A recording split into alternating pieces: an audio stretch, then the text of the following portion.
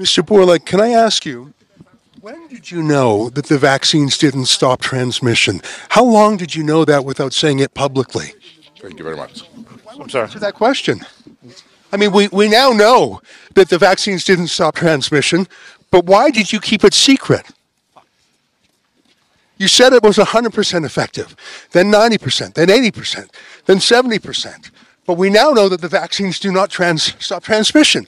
Why did you keep that secret? Have a nice day. I won't have a nice day until I know the answer.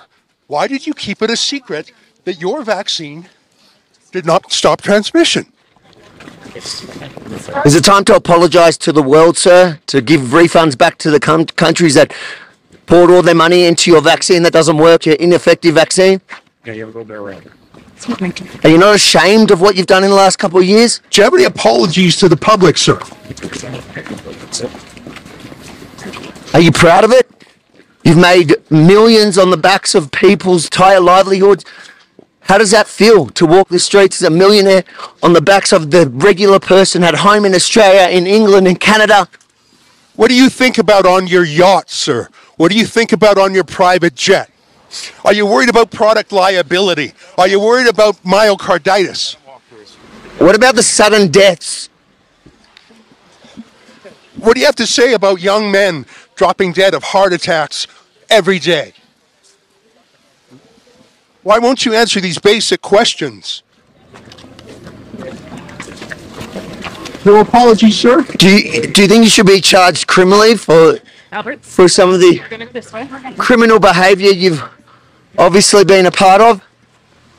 How much money have you personally made off the vaccine?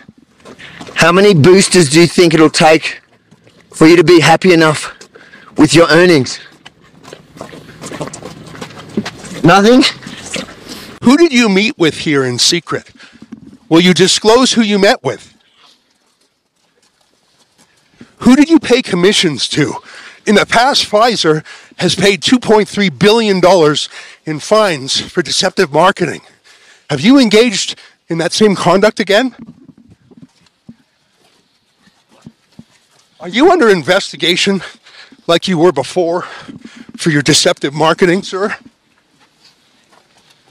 If any other product in the world doesn't work as promised, you get a refund. Should you not refund to countries that laid out billions for your ineffective vaccine? Are you used to only sympathetic media,